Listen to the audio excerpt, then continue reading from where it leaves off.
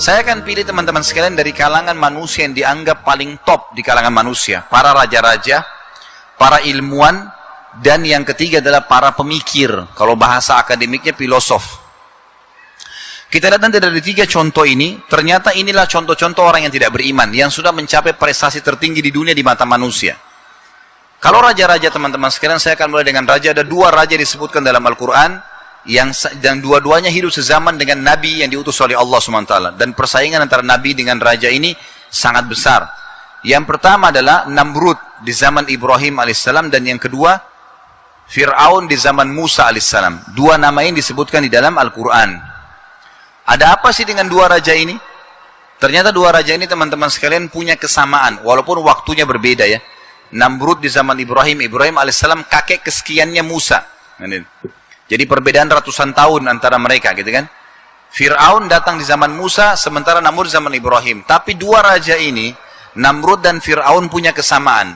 Kesamaannya adalah mereka dua-duanya raja, dan dua-duanya memiliki kelebihan fisik. Orangnya tinggi, putih, gagah, badannya kekar. Keturunannya banyak. Ya, selain raja ya. Kemudian kaya raya. Luar biasa. Kerajaannya menguasai setengah dunia. Dan pasukan perangnya tidak pernah kalah. Jadi fisiknya sempurna, raja, keturunannya banyak, kaya raya, semua urusan dunia sudah berkumpul nih. Menguasai setengah dunia. Namrud dulu ibu kotanya di Babilonia di Irak, seluruh Asia dikuasai sama dia. Datang setelah itu ratusan tahun Fir'aun di sisi lain dunia, di Afrika, di Mesir, seluruh Afrika dan Eropa di bawah kekuasaan dia. Pasukan perangnya nggak pernah kalah. Dan yang luar biasa, mereka menobatkan diri menjadi Tuhan. Masyarakatnya mengiyakan, menyembah sebagai Tuhan. Coba bayangin, apa yang tertinggal nih? Sudah sempurna fisik, keturunan banyak, kaya raya, raja, wilayah kekuasaan setengah dunia, pasukannya nggak pernah kalah perang. Ngaku Tuhan diiyakan. Coba bayangin, disembah. Coba kita masuk ke jendela hidupnya 2 raja ini. Sedikit kita coba masuk ke dalam jendela kehidupannya secara histori tentunya ya, secara sejarah. Namrud ini teman-teman sekalian, setiap hari kalau dia habis mandi, ya, sudah pakai baju singgasananya, dia mau duduk di singgasananya, ya, maksud saya baju kerajaannya ya, dia mau duduk di singgasananya, maka dia pun teman-teman sekalian mengangkat hijab, dia taruh seperti gorden yang besar, kain besar antara dia dengan orang-orang di sekitarnya. Jadi ada dayang-dayangnya, perdana menterinya, istri anaknya pun sama.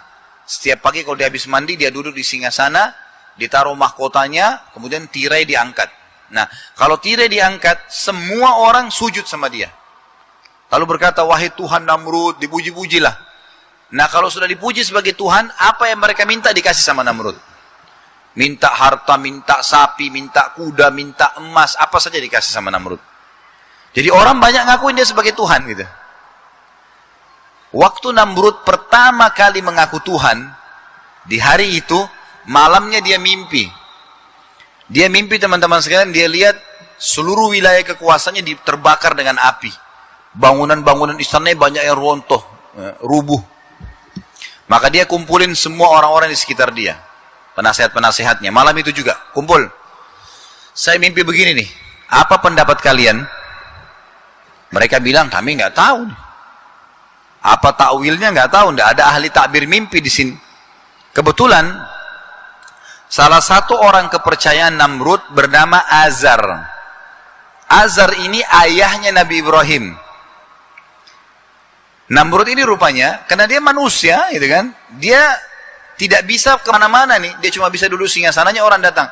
Baik, bagaimana kalau wilayah-wilayah yang mau sembah dia, mau minta tolong, tapi tidak seperti sekarang ada komunikasi, telepon, orang mau sembah dia bagaimana caranya? Dia suruh si Azar, Azar ini ayahnya Ibrahim AS, ahli buat patung. Buat patung sesuai dengan yang Namrud mau, patungnya Namrud atau patung singa kah, patung apakah, kirim ke sana. Bilang ini Tuhan Namrud yang kirim, sembah itu sama dengan sembah dia gitu. Azar ini kepala pembuat patung. Jadi orang kepercayaannya Namrud. Ini ayahnya Nabi Ibrahim AS. Ada satu rupanya pernah saja bilang, kemungkinan takwil mimpi anda itu adalah kerajaan anda akan hancur. Kerajaan anda akan hancur. Lalu kata Namrud, instruksi aneh pada saat itu dia bilang, kalau begitu semua anak laki-laki yang lahir malam ini di Babilonia bunuh.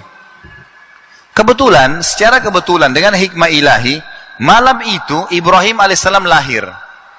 Azar kan hadir di situ. Tahu nih, dia pulang ke rumahnya, dia bilang sama istrinya. Namrud sudah keluarin instruksi aneh nih. Semua laki-laki disuruh bunuh anak laki-laki lain. Ini Ibrahim nanti dibunuh nih. Bawa lari ke hutan. Dibawalah ke hutan. Ibrahim alaihissalam hidup tentu di sana. Kita tidak bahas masa kecilnya. Ringkas cerita waktu Ibrahim alaihissalam diutus oleh Allah. Umurnya 40 tahun. Waktu diutus menjadi nabi 40 tahun, gitu kan? Ibrahim alaihissalam.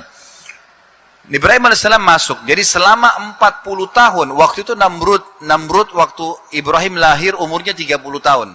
Jadi 40 tahun ke depan dia berkuasa, mengaku sebagai Tuhan, orang-orang semua akuin. Ibrahim alaihissalam lahir waktu Namrud umur 30. Selama 40 tahun baru dia dinobatkan jadi nabi, kan gitu. Nah, waktu dinobatkan jadi nabi, jadi Namrud selama 40 tahun ini diakui sebagai Tuhan. Bayangkan kerajaan yang sangat besar seperti itu, 40 tahun dinobatkan jadi Tuhan dan diakui oleh masyarakatnya. Ringkas cerita, Ibrahim alaihissalam diutus oleh Allah subhanahu wa ta'ala.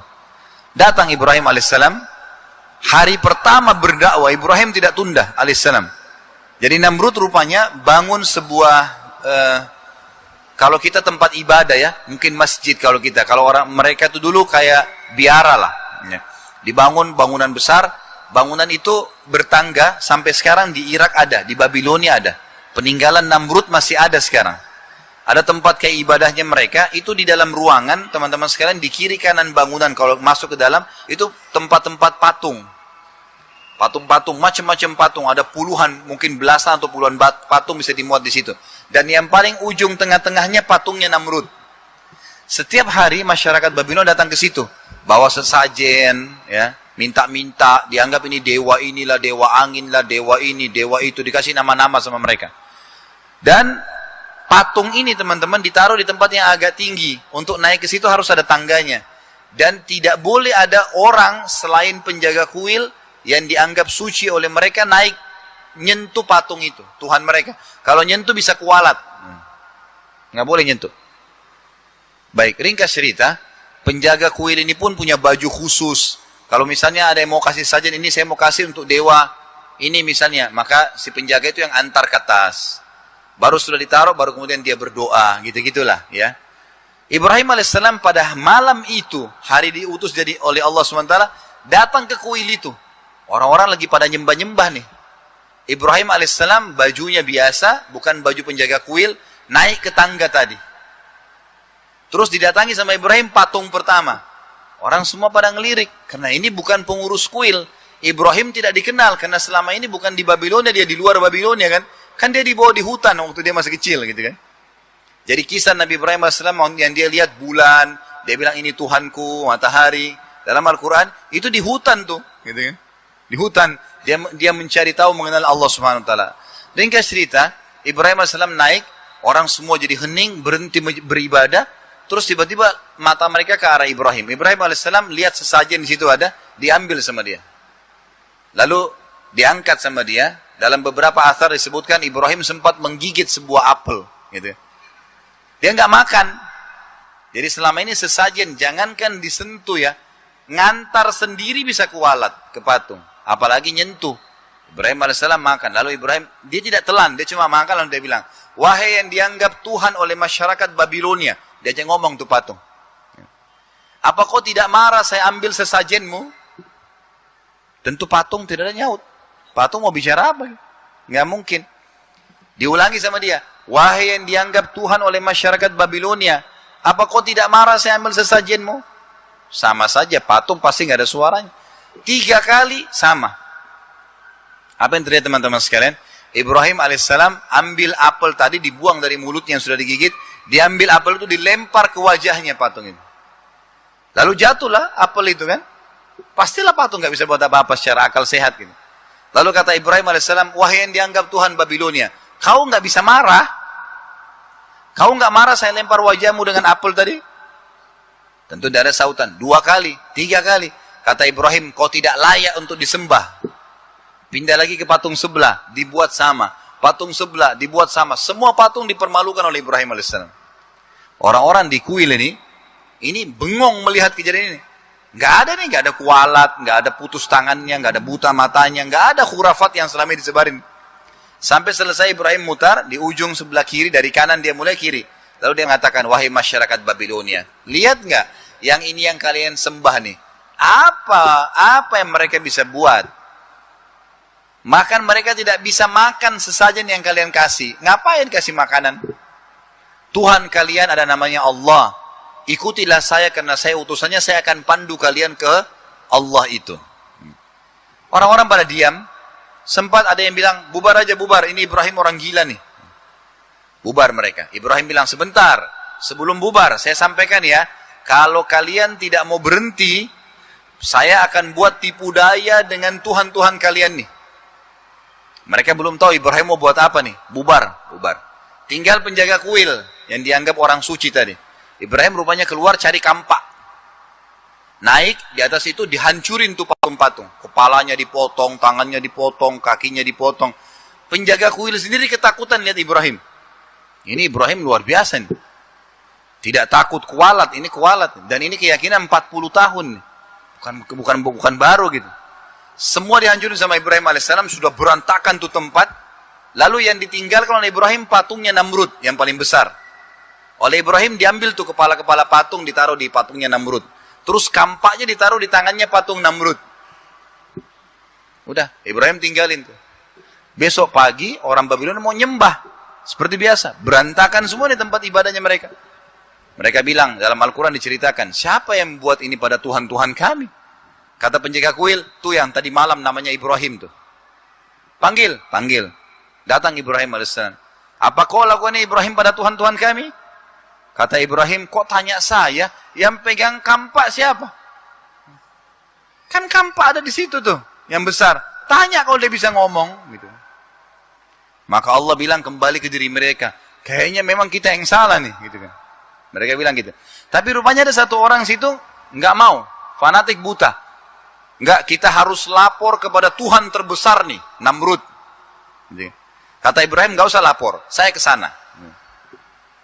Waktu itu kebetulan pagi hari kan, Namrud lagi kayak tadi, lagi pakai baju singgasananya, orang bondong-bondong masuk yang punya hajat, Ibrahim ikut tuh sama orang-orang. Begitu tirai diangkat, orang semua sujud kepada Namrud. Ibrahim nggak sujud, berdiri sendiri. Ini baru pertama kali 40 tahun ada orang tidak sujud pada Namrud. Baru ini. Namrud tanya, siapa kamu ini? Berani benar nggak sujud dengan saya? Ibrahim seorang nabi. Memang tugasnya membatalkan kekafiran itu. Kata Ibrahim apa? Dia tidak panggil Tuhan, tidak panggil raja apalagi Tuhan gitu. Kata Ibrahim, wahai Namrud. Dipanggil Namrud. Begitu dipanggil wahai Namrud, orang yang lagi sujud ini berdiri semua. Orang panggil nama Namrud siapa nih? Gitu. Belum pernah. Ini panggil Tuhan, panggil raja, panggil-panggilan terhormat. Wahai Namrud, dari mana kau ngaku Tuhan? Kau ini manusia biasa seperti saya. Kamu punya 2 mata, saya punya 2 mata. Kamu punya 2 tangan, saya punya 2 tangan. Kamu punya 2 kaki, saya punya 2 kaki. Apa bedanya dengan saya? Kamu juga sama dengan saya, lahir dari rahim seorang ibu, bayi, anak-anak, remaja, tua kayak kamu sekarang. Kamu juga akan mati. Seperti manusia lainnya. Kamu lapar, kamu haus, kamu juga tidur kalau kamu capek. Dari mana kamu ngaku Tuhan? Tuhanku dan Tuhanmu ada namanya Allah. Allah itu menghidupkan dan mematikan. Rupanya Namrud ini terpukul sebenarnya. Belum pernah ada orang bilang seperti ini. Dan ini luar biasa, kurang ajar bagi dia ya. Di istanahnya, di depan orang-orang semua dipermalukan. Tapi Namrud nggak mau perlihatkan emosinya. Diredam sama dia. Dia bilang, wahai Ibrahim, kalau Tuhanmu kau bilang itu menghidupkan dan mematikan, saya juga bisa. Mau bukti? Kata Ibrahim, tentu saja. Namrud pakai akal-akal manusianya nih. Dia bilang sama prajuritnya di depan pintu, tangkap 2 orang yang lewat depan istana. Siapa saja, lewat 2 laki-laki ditangkap. Lalu yang satu oleh Namrud disuruh bunuh, yang satu disuruh pergi. Dikasih apa saja yang dia mau. Kata Namrud, lihat, saya juga mematikan dan menghidupkan. Tentu ini kebodohan ya. Kenapa kebodohan? Karena orang yang disuruh pergi sudah hidup sebelumnya. Jadi dia menipu diri dia sendiri sebenarnya. Jibril alaihissalam datang waktu itu menyampaikan kepada Ibrahim, wahai Ibrahim, ini orang ini keras kepala. Kalau kau cuma kasih contoh-contoh di dunia, di bumi, dia akan cari alasan. Tantang dia di langit. Baik, kata Ibrahim alaihissalam, baiklah. Wahai Namrud, Tuhanku dan Tuhanmu Allah setiap hari menerbitkan matahari dari timur, menerbenamkannya di barat. Apa kau bisa? Apa Namrud mau bilang kira-kira? Contoh apa yang dia bisa lawan matahari? Terbit dan terbenam. Maka kata Allah, fabuhital ladzi kafar. Maka orang kafir itu jadi terdiam. Emosinya naik nih. Dia bilang penjarakan Ibrahim. Penjarain. Bubar semua orang. Bubar. Lalu Namrud kumpul nih sama orang-orang penasihat-penasihatnya. Ini Ibrahim ini luar biasa nih. Membantah ketuhanan saya nih. Ini kalau dibiarin bahaya. Saya mau bunuh Ibrahim. Tapi saya nggak mau mati biasa, kata Namrud. Saya mau mati yang luar biasa. Yang spektakuler. Yang tidak ada lagi orang seperti Ibrahim. Kalau penggal orang, tusuk, potong tangannya, udah biasa itu Namrud. Dia udah biasa bunuh begini. Saya mau bunuh yang luar biasa. Yang orang semua ketakutan. Musyawarah sehari, 2 hari. Setelah sepekan bermusyawarah teman-teman, baru muncul ide membakar. Bakar Ibrahim. Bakar ini mati yang paling menyakitkan. Jadi kalau dibakar, dari pertama dibakar sampai dia mati, kesakitan terus kan? Nah ini mati yang spektakuler. Kata Namrud, baik, buat api yang belum pernah masyarakat Babilonia lihat.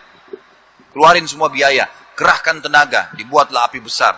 Api ini teman-teman, dalam beberapa asar disebutkan, itu sebesar setinggi istananya Namrud. Sekitar 20-30 meter istana. Sangat tinggi, besar. Api sebesar itu, kalau api sebesar bangunan masjid ini luar biasa. Untuk bakar satu orang. Untuk bakar satu orang 1 kali 2 meter ruangan sudah hangus orang itu kan. Ini enggak, karena bencinya dia. Biaya dikerahkan, dikeluarkan, tenaga dikerahkan buat api yang luar biasa. Sampai sekarang di Babilonia di Irak masih ada diperkirakan itu bekas tungkuhannya Namrud besar. Jadi agak tinggi supaya orang dari jauh lihat daru apinya di atas besar gitu. Dibakarlah, dikerahkan semua. Dan perlu teman-teman tahu, Allah Azza wa Jalla sebagai sang pencipta selalu membiarkan orang-orang kafir ini melakukan upayanya maksimal. Nanti Allah batalkan dengan hal yang kecil sekali. Sudah dia usaha cepat setengah mati, nanti yang kecil membatalin semua itu. Yang terjadi adalah setelah api terbakar sampai dalam beberapa athar yang lain. Athar ini maksudnya riwayat ya. Ada riwayat yang menjelaskan kalau burung lewat di atas api itu langsung hangus. Karena panasnya gitu, besarnya. Ibrahim AS dikeluarkan lalu dibuka bajunya. Kata Namrud, buka bajunya. Saya ingin dia merasakan setiap kulitnya itu merasakan panas. Dan ini penyebab daripada hadis Bukhari yang kata Nabi SAW, kalau antum baca secara zahirnya hadis ini tidak faham kalau tidak connect sama kisah ini. Kata Nabi SAW, akulah orang yang paling pertama dibukakan kuburan, dibangkitkan di mahsyar hari kiamat. Dan Ibrahim adalah orang yang pertama diberikan baju. Karena orang dibangkitkan tanpa baju kan. Tanpa baju, tanpa alas kaki, tanpa khitan, ya kan gitu. Jadi Ibrahim AS pernah dikasih. Kata ulama hadis maksudnya adalah Ibrahim waktu mau dibakar oleh Namrud disuruh buka bajunya. Sebagai penghormatan Allah kasih dia orang pertama dapat baju hari kiamat. Ringkas cerita. Nah Ibrahim dikeluarkan nih. Waktu Ibrahim dikeluarkan dan akan dilempar pakai katapel yang besar sekali mau dilempar ke dalam api supaya orang lihat. Ibrahim AS pada saat itu didatangi oleh Jibril. Dalam beberapa riwayat disebutkan didatangi oleh Jibril dan Jibril berkata, wahai Ibrahim, Allah telah mengutus saya untuk kau minta tolong apa saja. Apa saja. Kau suruh saya bunuh Namrud, saya bunuh Namrud. Kau suruh saya padamkan api, saya padamin api. Perintah apa saja. Lalu kata Ibrahim AS, wahai Jibril, kalau kepadamu saya enggak butuh. Kalau kepada Allah saya butuh. Sampai Allah memuji Ibrahim dalam firman-Nya, Inna Ibrahim kana ummah. Ibrahim itu satu orang tapi seperti satu umat. Keyakinannya tentang Allah SWT. Luar biasa. Jibril ditolak sama dia. Lalu sementara dilempar, Jibril pergi dilemparlah ke api. Sementara dilempar, Ibrahim mengucapkan kalimat yang mulia. Dia mengatakan, ya Allah, Zat yang telah aku imani keberadaannya secara gaib. Tidak kelihatan dengan mata. Aku yakin kau menciptakan aku dan segala sesuatunya termasuk api ini ya Allah. Dan engkau lah yang telah menjadikan api ini panas. Maka aku mohon kepadamu agar engkau menjadikannya dingin untukku. Allah Azza wa Jalla dari atas langit sana menginstruksikan kepada api. Dalam Al-Quran, ya naru kuni bardan wa salaman ala Ibrahim. Wahai api, jadikan dirimu dingin dan keselamatan bagi Ibrahim. Dilemparlah Ibrahim alaihissalam. Waktu masuk ke dalam api, teman-teman, ada satu kejadian yang kecil, tapi efeknya besar. Waktu masuk ke dalam api, orang kalau kena api, sekuat-kuat tubuhnya, teriak nggak? Ada nggak tahan di sini kalau dibakar api? Biar orang bilang punya ilmu kebal, kalau dibakar mati, pasti teriak, gitu kan? Ibrahim alaihissalam masuk dalam api, nggak ada jeritan, nggak ada teriakan, nggak ada suara. Dan Namrud ini saking jengkelnya sama Ibrahim, di sekitar lingkaran api itu ditaruh prajurit-prajurit pilihan. Jadi kalau sampai Ibrahim mau lari, didorong lagi. Luar biasa gitu. Sudah apinya panas, ini burung lewat langsung hangus, manusia juga sama. Nggak ada suara. Orang-orang hening semua, kok bisa? Kejadian kecil ini, tapi besar efeknya. Namrud bilang, oh Ibrahim sudah mati begitu kena uapnya api saya. Baiklah, orang percaya saja. Bubar semua. Kata Namrud, bakar Ibrahim 3 hari. Jangan keluarin dari api, 3 hari. Setelah 3 hari kumpul lagi semua ya. Saya ingin melihat debunya Ibrahim. Dengan sombong. Dan dia bilang, sebarkan berita, siapapun yang seperti Ibrahim nasibnya akan sama nih.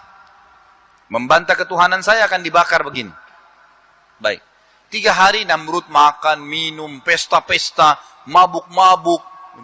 Orang bebas datang ke istananya, makan-makan. Pokoknya Ibrahim sudah mati yang bantah ketuhanannya. Dan orang makin yakin dia Tuhan selama 3 hari itu.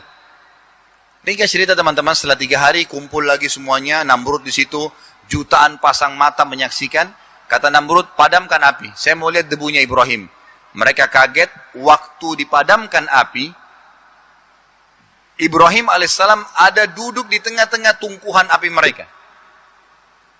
Waktu itu kan karena agak jauh, orang-orang bingung, ini Ibrahim masih hidupkah? Hangus berdudukkah? Tidak terlalu jelas gitu kan. Lalu Namrud waktu itu, dia coba melihat dari jauh, kayaknya masih utuh nih Ibrahim. Dan datang instruksi waktu itu kepada Ibrahim alaihissalam dari Jibril, dari Allah SWT, wahai Ibrahim, Tuhanmu suruh kau berdiri pulang ke rumah, nggak buat apa-apa, itu saja. Berdiri dari tungkuan ini pulang ke rumahmu, nggak ada instruksi yang lain. Orang-orang beriman seperti itu ya, instruksinya datang, sholat, puasa, zakat, tinggalkan ini. Masalah ada hikmah, tidak ada hikmah itu urusan lain. Tetap dikerjakan. Orang beriman begitu. Allah perintahnya sudah, gitu kan? Seperti itulah. Ibrahim alaihissalam melakukan. Ternyata berdirinya Ibrahim dari tungkuhan tadi pulang ke rumahnya, membantah perkataan Namrud yang bilang apa? Oh Ibrahim hangus tuh terpanggang di atas tungkuhan saya. Karena Ibrahim kan duduk. Ternyata Ibrahim alaihissalam berdiri pulang. Nah perkataan Namrud terbantahkan. Orang semua tersebar berita, jutaan pasang mata nih.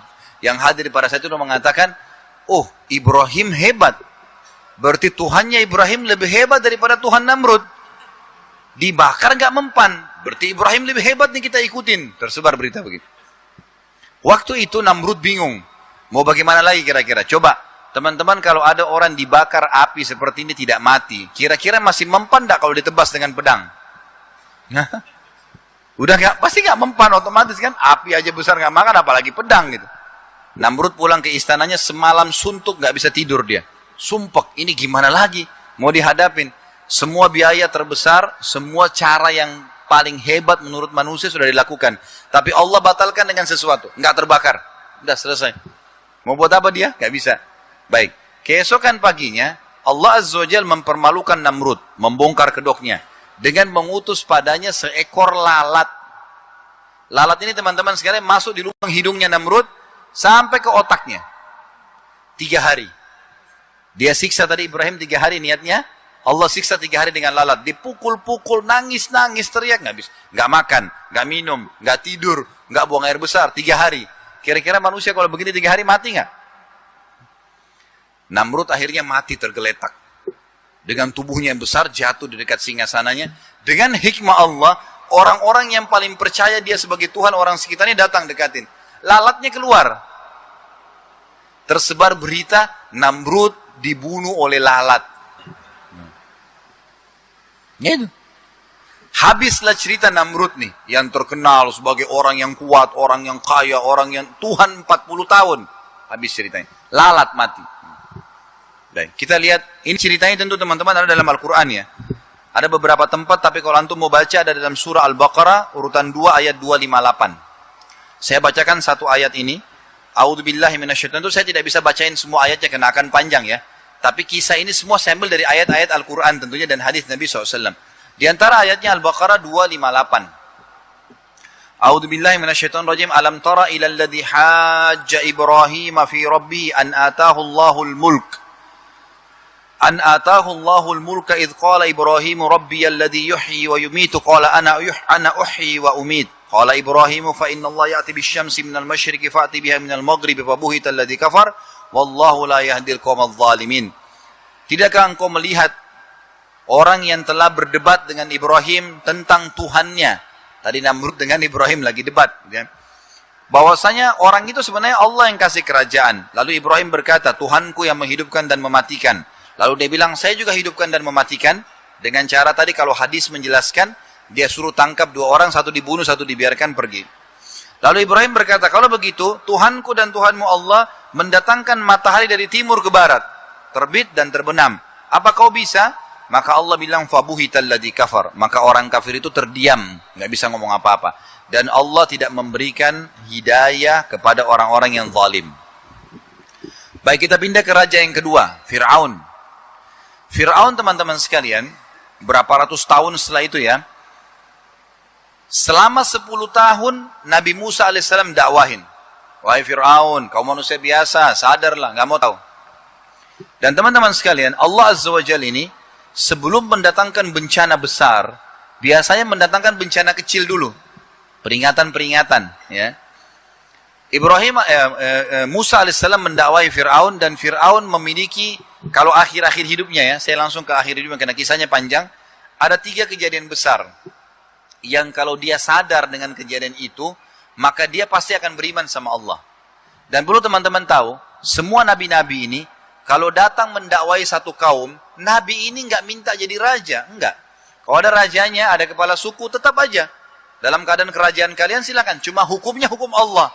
Kita kembali semua beriman kepada Allah, itu konsepnya. Jadi tidak ada urusan untuk merebut kekuasaan, tidak ada. Kekayaan. Sekarang kalau ada mu'allaf masuk Islam, nggak ada dalam Islam sini serahkan hartamu, nggak ada.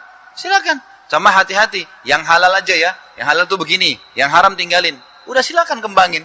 Islam cuma konsep pemahaman yang nanti dijalankan dalam kehidupan sehari-hari gitu kan, supaya kita bisa menerapkan apa yang diinginkan oleh Allah SWT. Ringkas cerita, Musa alaihissalam mendatangi Fir'aun. Lalu dia tetap tolak, enggak, saya enggak mau, kau penyihir, kau begini. Kata Musa, saya bukan penyihir.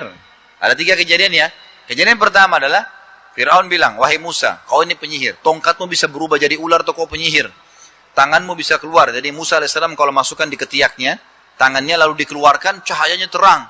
Sampai membuat matanya Fir'aun silau. Seperti cahaya matahari. Mujizat dari Allah. Gitu kan? Ringkas cerita teman-teman sekalian. Fir'aun bilang, kau penyihir. Kata Musa, bukan. Tidak, kau penyihir. Saya mau tantang kau, hai Musa. Kata Musa, silahkan. Saya akan datangkan penyihir-penyihir seperti kamu yang akan mengalahkanmu. Kata Musa, silahkan saja. Baiklah. Kata Fir'aun, hari apa kita janjian? Kapan nih? Pertandingannya kapan nih? Kata Musa, hari zina. Dalam Al-Quran dikatakan yaumuz zina. Hari zina ini teman-teman bukan hari berzina ya.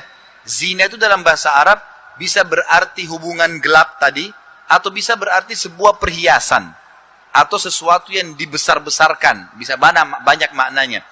Hari zina ini kebetulan oleh Fir'aun dijadikan hari perhiasan di mana dia keluar dengan baju terbaiknya, singgasananya juga disiapkan di lapangan luas, orang-orang datang menyembah dia. Yang datang menyembah dikasih sesuatu, namanya hari zina. Musa AS tahu hari itu banyak orang berkumpul. Itu kalau tidak salah dalam beberapa riwayat dikatakan 20.000 orang yang datang. Banyak. Musa bilang, hari zina.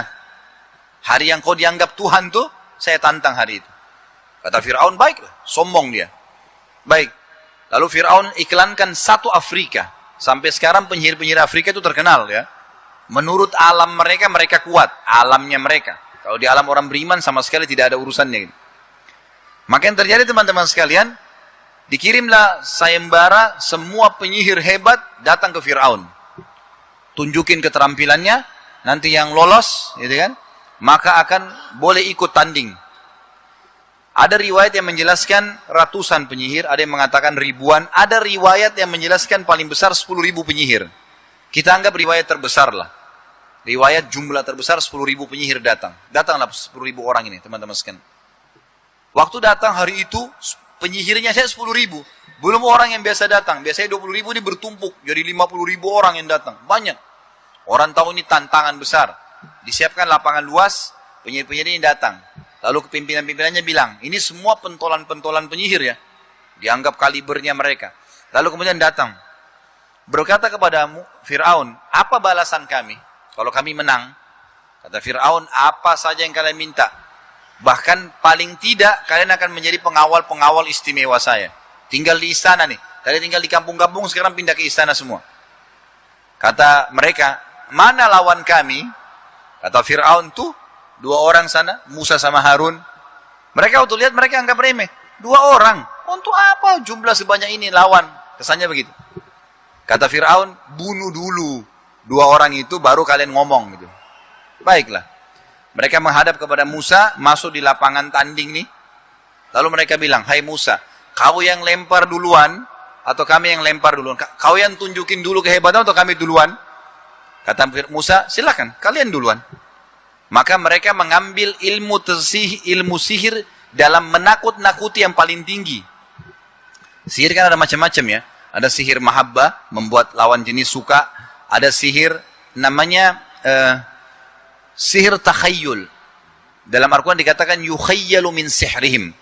Mereka mengubah satu benda dari kayu menjadi ular misalnya. Dari benda mati menjadi bergerak, gitu kan? Seperti itulah. Atau seseorang melihat penampakan. Tapi penampakan itu tidak bisa buat apa-apa sama dia. Cuma menakut-nakuti saja. Seperti itulah. Mereka ambil ilmu ini untuk menakut-nakuti Musa, menantanding. Mereka ambil tali, sepakat, ilmu pamungkas mereka ini, lalu lempar tali itu. Berubah menjadi ular-ular kecil. Banyak. 10.000 orang, 10.000 ular. Gitu kan. Orang semua bersorak-sorak. Hebat ini. Tali dilempar jadi ular luar biasa di lapangan luas. Orang bersorak-sorak dengan suara yang besar. Dalam Al-Quran diceritakan Musa sempat takut sejenak. Fa'aujasa fi nafsi khifatan Musa. Qulna la takhaf. Musa sempat takut. Kami katakan jangan takut Musa. Innaka antal ala. Kau pasti menang. Lempar yang di tangan kananmu. Alqi ma fi yaminika talqafu ma sana'u. Innama sana'u kaidu sahir. Wa la yuflihu sahiru haitsu ata. Lempar saja tongkat yang di tanganmu, maka tongkat itu akan menghabiskan semua sihir mereka. Karena tidak mungkin penyihir menang di depan ayat-ayat Allah. Musa AS masuk, lempar tongkatnya, berubah jadi ular besar. Sebagian riwayat menjelaskan, waktu tongkat ini dilempar di depannya Fir'aun, untuk diberikan contoh, diperlihatkan ularnya masih tidak terlalu besar. Waktu lawan penyihir jadi ular besar sekali, tongkat itu. Tiba-tiba, mereka semua lihat, ular yang sangat besar. Dan rahasia, kata ulama tafsir, kenapa dalam ayat Al-Quran, waktu ular Musa memakan ular-ular penyihir, mereka semua sujud tiba-tiba. Bayangin, 10.000 penyihir, penjahat-penjahat yang luar biasa, ini pemimpin-pemimpinnya mereka, tiba-tiba sujud kepada Allah. Apa rahasianya kira-kira? Kata ulama tafsir, rahasianya adalah, waktu dilempar tongkat itu, dan tongkat itu menjadi ular, penyihir-penyihir ini tahu, sihir itu tidak bisa menyerang. Kalau sihir tadi yang mengubah benda menjadi benda yang lain, itu nggak bisa nyerang. Kalau ada orang lempar tongkat berubah jadi ular, antum baca bismillah, pegang kembali kepada tongkat, nggak bisa buat apa-apa. Gitu. Jadi dia cuma menakut-nakuti, namanya sihir takhayyul. Ini khusus sihir ini ya. Ada sihir-sihir yang lain tentunya. Tapi ini jelas yang ini untuk nakut-nakutin orang. Ringkas cerita teman-teman sekalian, tongkat Musa alaihissalam, ularnya jalan. Lalu ularnya makan. Jadi ular-ularnya tadi penyihir dimakani semua sama ularnya Musa. Gara-gara ini, semua penyihir kata Allah, fa'ulqiyas saharatu sujada. Semua penyihirnya sujud. Mereka berkata, kami beriman kepada Tuhannya Musa dan Harun. Tiba-tiba beriman.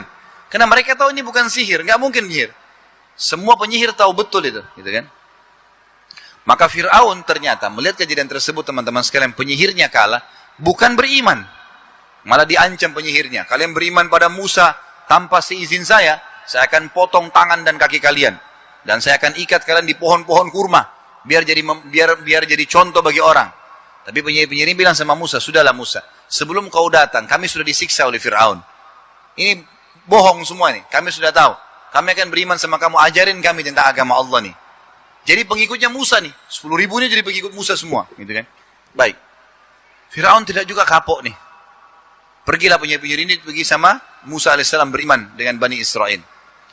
Allah datangkan cobaan yang kedua. Supaya Firaun mau sadar. Apa itu teman-teman sekalian? Mesir ditimpa musim peceklik. Panas sekali. Saking panasnya, kalau teman-teman belum pernah ke Mesir, kalau pernah ke Mesir tahu Sungai Nil. Sungai Nil itu sungai terbesar di dunia. Sungai tapi seperti lautan dia, besar sekali. Dan kalau belum pernah ke sana bisa lihat di YouTube pasti ada. Tinggal ketik Sungai Nil kelihatan kok. Intinya sungai itu sangat besar. Kayaknya walaupun kemarau, kalau hitung-hitungan manusia tidak bisa habis airnya karena banyaknya, gitu kan? Seperti lautan yang besar. Tapi karena panasnya waktu itu dengan hikmah Allah, air Sungai Nil habis. Nggak ada airnya, habis, kering. Berapa tahun tuh, 3-4 tahun nggak ada air, panas sekali. Sampai habis air. Firaun kerahkan tenaganya, uangnya, datang ke wilayah-wilayah lain Afrika, datangkan air. Tahun pertama berhasil tuh, bulan-bulan pertama berhasil. Bulan-bulan selanjutnya udah nggak berhasil karena pengikut-pengikut Firaun yang pergi ambil air, kehausan tengah jalan dihabisin airnya. Nggak ada air. Sampai akhirnya dalam sebuah riwayat dikatakan ada satu penasehatnya Firaun bilang, wahai Firaun, hari itu ya, ini gelas terakhir air Anda. Ini nggak ada lagi airnya nih. Ini kalau habis ini Anda mati, kami semua mati. Nggak ada air. Hari ini sudah terakhir air. Nggak ada lagi air. Kata Firaun, kasih saran dong. Gimana kira-kira? Mereka bilang sudah habis saran. Semua sudah kita lakukan. Sungai Nil sudah dilempar tumbal. Sudah lempar sapi, sudah lempar anak gadis, sudah lempar macam-macam. Semua dukun mantra-mantrain, sudah nggak bisa. Nggak ada air, habis. Nggak ada mereka bisa buat apa-apa. Sudah habis semua ini. Uang sudah dikeluarin. Kita sudah datangkan air dari luar. Di sana juga sudah mulai kering. Nggak ada air. Bagaimana saran kalian? Mereka bilang sudah nggak ada. Nasib, ini akan mati kita. Tiba-tiba ada satu penasehat Firaun bilang begini. Sebentar Firaun, ada satu yang belum kita lakukan. Kata Firaun, apa itu? Dengan semangat. Kata dia, Anda belum minta kepada Tuhannya Musa. Tinggal itu tuh. Yang lain sudah semua, nggak bisa. Firaun dengan semangat, panggil Musa. Panggil. Rupanya Musa alaihissalam ini tinggal di pinggiran kota Mesir. Dengan hikmah Allah, ada sumur. Dan Firaun tidak tahu kalau ada sumur. Orang-orang beriman aja yang bisa minum gitu. Jadi orang beriman hidup. Musa datang. Firaun tidak mau tunjukin kelemahannya. Dia bilang, hai Musa, kau kan ngaku Tuhanmu mampu apa saja. Kata Musa, tentu saja. Lalu dia bilang, kamu tahu sekarang Mesir ditimpa beberapa tahun musim peceklik, kering. Sungai Nil pun habis. Kami sudah lakukan banyak upaya, tidak bisa. Coba minta Tuhanmu turunkan hujan dari langit. Bisa nggak? Lalu kata Musa, tentu saja bisa. Tapi apa yang kau lakukan kalau seandainya hujan turun? Kata Firaun, saya akan beriman pada Tuhanmu. Kalau hujan turun, saya beriman sama Tuhan. Kata Musa, Firaun, benarkah apa yang kau ucapkan? Dia bilang, iya. Ini semua nih, di sekitar saya ini, semua jadi saksi. Di depan Firaun, Musa alaihissalam angkat tangan. Ya Allah, zat yang maha kuasa, dipuji-pujilah Allah. Lalu dikatakan, zat yang telah menahan hujan buat Mesir. Bahasa Musa jelas. Zat yang telah menahan hujan untuk masyarakat Mesir. Turunkanlah hujan sebagai tanda kebesaranmu agar Fir'aun dan pengikutnya bisa beriman. Belum ditutup doanya, hujan lebat sebulan. Tidak berhenti hujan. Sebulan hujan terus. Sungai Nil penuh, semua subur, semua segala-galanya kembali. Pertanyaannya, beriman ke Fir'aun? Tidak. Fir'aun ucapkan kalimat, teman-teman hati-hati dengan kalimat kufur begini. Ini kalimat kufur. Fir'aun bilang, oh sudah saatnya hujan turun. Itu aja. Sama dengan ada orang di antara kita sakit nih. Sakit setengah mati. Teman-teman, Allah ajarkan kita sebelum melakukan aktivitas, berhubungan dulu sama dia. Sebelum makan, berdoa. Ya kan? Sebelum tidur, berdoa. Sebelum keluar rumah, berdoa. Kan gitu. Doa dulu, baru beraktivitas. Sebelum ke dokter, berdoa dulu agar Allah jadikan dokter itu penyebab kita sembuh. Mestinya, kita enggak, dokter dulu. Dok, dan seterusnya, dokter terus dipanggil, gitu kan. Sampai dia tidak sadar kalau resep dokter cuma semoga lekas sembuh, enggak ada pasti sembuh. Tapi itu yang terjadi. Akhirnya, Allah di nomor 30 kan, nanti kalau sudah tidak sembuh mentok, baru sholat malam. Baru tahajud, ya Allah sembuhin. Ini salah. Nah ini perkataan, banyak orang salah nih. Begitu sembuh, oh dokter itu hebat. Yang ciptakan dia Allah, yang ciptakan penyakit Allah, yang sembuhin Allah, yang jadikan dokter juga punya ilmu Allah, yang ciptakan dokternya Allah, yang ciptakan obatnya Allah. Semuanya Allah yang ciptakan. Khaliqu kulli syai'. Gimana caranya? Ini kalimat bisa membawa pada kekufuran sebagaimana Fir'aun tadi. Oh hujan sudah saatnya turun. Udah. Nggak beriman, selesai. Jadi dia ingkarin semua itu janjinya tadi. Baiklah. Waktu itu tersebar satu Mesir, satu Afrika teman-teman sekalian. Kalau Fir'aun yang kita akui sebagai Tuhan kita, nggak bisa datangkan air kecuali minta tolong sama Tuhannya Musa. Tuhannya Musa berarti lebih hebat tuh. Beriman orang pada Musa. Beriman sama Allah maksud saya. Beriman pada risalah Nabi Musa AS. Fir'aun rupanya tidak kapok nih. Padahal Musa tidak minta kerajaannya ya. Kalau dia beriman sama Allah tetap jadi raja. Musa cuma utusan Allah saja. Dia sekarang mengambil langkah yang terakhir, yang ketiga. Dan ini kejadian ketiga. Jadi yang pertama tadi penyihirnya sudah kalah. Yang kedua hujan sudah turun musim paceklik. Yang ketiga teman-teman, Fir'aun kerahkan prajurit-prajurit pasukannya banyak sekali. Yang tidak pernah kalah. Dia bilang sekarang saatnya Musa kita bunuh nih. Gak bisa. Harus dibunuh Musa. Kalau tidak dia buat kekacauan nih. Baik. Kejarlah Musa. Musa alaihissalam manusia. Khiarnya dia dikejar lari. Musa alaihissalam lari sama pengikut-pengikutnya lari. Jadi pengikut Musa dari Bani Israel ini ada yang lari bawa kambingnya, ada yang bawa kendi-kendinya, macam-macam. Tinggalin semua. Ini yang kejar ini prajurit perang yang tidak pernah kalah dalam perang. Semuanya Fir'aun suruh gerak. Semuanya. Seperti menghadapi pasukan yang terbesar. Padahal ini Musa kecil. Berapa orang saja gitu. Makanya dalam Al-Quran dikatakan waktu Fir'aun melihat Musa dengan pengikutnya di pinggir Laut Merah. Di depannya Laut Merah nih. Di belakangnya pasukan Fir'aun. Fir'aun tanya, mana Musa? Oh, panglima perangnya tunjuk. Itu Haman namanya. Panglima perangnya Fir'aun gitu kan. Yang Fir'aun bilang, hai Haman dalam Al-Quran, bangunkan buat saya building yang tinggi, saya mau lihat Tuhannya Musa. Ya. Kan Musa bilang Tuhannya di atas langit, saya mau lihat tuh. Itu Haman, Perdana Menterinya. Kata Haman, tuh sana yang sedikit tuh. Kata Fir'aun dalam Al-Quran, innahum lasyirzimatun qalilun. Oh itu, kecil sekali ya. Ayo bantai aja gitu. Itulah bahasanya. Waktu itu Musa alaihissalam bersama dengan pengikutnya bilang, ya Musa, inna lamudrakun. Kita sudah ketangkap nih, habis deh, udah, mati semua. Tapi Musa orang beriman sama Allah. Kata Musa dengan kalimat jelas, kalla inna ma'iya rabbi sayahdin. Nggak mungkin, pasti Tuhanku akan kasih petunjuk. Tenang aja. Jibril datang. Ini waktu, bayangkan teman-teman, kita ada di pinggir laut. Di belakang kita ini, depan mata kita ini jelas sungai laut yang luas. Di belakang kita pasukan yang sudah siap beringas mau membantai, mau membunuh. Musa alaihissalam berdoa sama Allah, pasti Allah akan berikan petunjuk. Jibril datang. Wahai Musa, kecil, sederhana. Angkat tongkatmu, yang bisa berubah jadi ular tadi. Pukul bibirnya sungai Laut Merah tuh. Dari pinggirannya, pukul. Itu saja. Musa alaihissalam pun tidak tahu apa yang akan terjadi waktu itu. Pokoknya pukulin. Musa sebagai orang beriman jalanin, angkat tongkatnya. Fir'aun dia dari jauh tuh, tongkat. Dan memang Allah dengan hikmah Allah, kata para ulama tafsir dalam ayat-ayat ini, dengan hikmah Allah, Allah sengaja membuat Fir'aun menjangkau dengan matanya.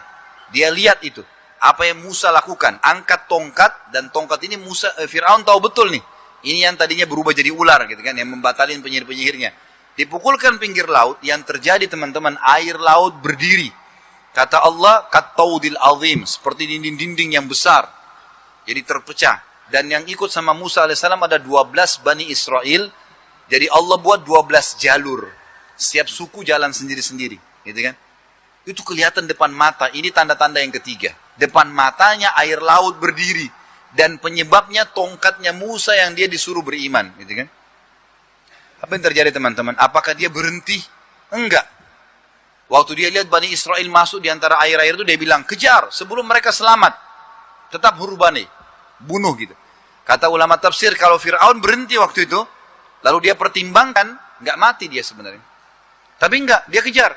Allah selamatkan Musa dan Bani Israel, waktu seluruh pasukannya Fir'aun sudah masuk di Laut Merah, baru Allah turunin itu air. Tenggelam semua habis, semua pasukannya. Tidak ada satupun yang tertinggal. Setelah Fir'aun mati, habis tuh kerajaannya. Nggak ada kekuatan militernya. Mati tenggelam semua. Lalu Allah ceritakan bagaimana keadaan Fir'aun. Nggak ada yang tahu teman-teman. Al-Quran menceritakan kepada kita. Waktu Fir'aun sudah mau tenggelam, nggak ada yang lihat, nggak ada yang dengar. Allah cerita dalam Al-Quran. Lalu Fir'aun mengatakan, amantu billadhi amana bihi banu Israel. Saya beriman kepada sekarang yang diimani oleh Bani Israel. Dia nggak bisa lagi ngomong beriman pada Musa. Lalu Allah mengatakan, malaikat maut mengatakan pada dia, ya, al-ana waqad kunta minal mufsidin. Sekarang baru kau mengakui yang sebelumnya kau menjadi orang-orang rusak. Al-yawma nunajjika bi badanika litakuna liman khalfaka ayah. Hari ini kami akan selamatkan badanmu agar kau menjadi tanda-tanda kebesaran kami bagi orang-orang yang datang setelahnya. Badan teman-teman sekalian kalau dalam bahasa Arab itu utuh, dari rambut sampai kuku, gitu kan? Kalau ada rusaknya bisa dikatakan jasad, ya. Kalau ada orang ditemukan mati, badannya utuh dikatakan oh badannya utuh. Tapi ada rusaknya bisa dikatakan jasad. Ada tangannya yang terpotong, ada yang rusak, dan seperti itulah. Jadi Allah bilang, al-yawma nunajjika bi badanika. Hari ini kami selamatkan badanmu, artinya utuh dari rambutmu sampai ke ujung kakimu. Dan sekarang teman-teman, biar kita nggak ke Mesir tentunya, di museum di Kairo ada muminya Fir'aun. Kita bisa search di Google, tinggal mumi Fir'aun kelihatan tuh. Memang rambutnya masih ada. Semua masih ada, cuman memang dia ngeropos aja sebagian, tapi masih utuh. Bisa ditahu tinggi badannya seperti apa, masih bisa diilustrasikan seperti ini mukanya dan seterusnya. Gitu kan? Selamat jasadnya untuk menjadi tanda-tanda kebesaran bagi manusia. Habislah 2 kisah raja besar di dunia, dan ini sudah cukup menjadi contoh teman-teman sekalian. Ingat, Allah subhanahu wa ta'ala hanya mendatangkan contoh. Kalau ada orang beriman meninggal, 1 orang badannya wangi, misal, itu sudah contoh orang beriman akan begitu, walaupun tidak semuanya wangi badannya. Tidak semua orang mati, mabuk, badannya, kulitnya meletup-letup, rusak. Tapi 1-2 orang Allah perlihatkan untuk tanda-tanda kebesaran ini loh, begini mereka tersiksa. Gitu kan? Jadi jangan selalu patokan jasadnya. Hamzah radhiyallahu anhu, paman Nabi SAW yang mati syahid di perang Uhud. Antum tahu tuh ditemukan, enggak ditemukan hidungnya, dadanya sobek, darah semuanya. Rusak jasadnya Hamzah. Sampai Nabi SAW nangis histeri pada saat itu. Kata para sahabat, kami menangis karena tangisan Nabi SAW. Tidak pernah kami lihat Nabi nangis gitu. Kaget pamannya digituin, gitu kan? Sampai si Wahsy yang membunuh pamannya itu, kan masuk Islam setelah itu. Waktu bertemu dengan Nabi SAW, Nabi alihkan mukanya. Nabi mengatakan, pergilah Wahsy, saya tidak bisa melihatmu. Karena luar biasa pada saat itu.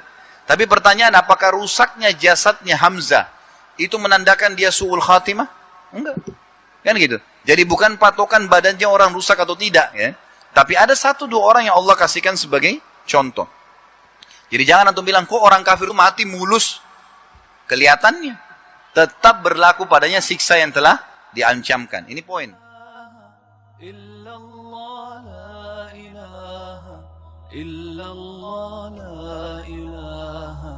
illallah ma lana rabbun siwa la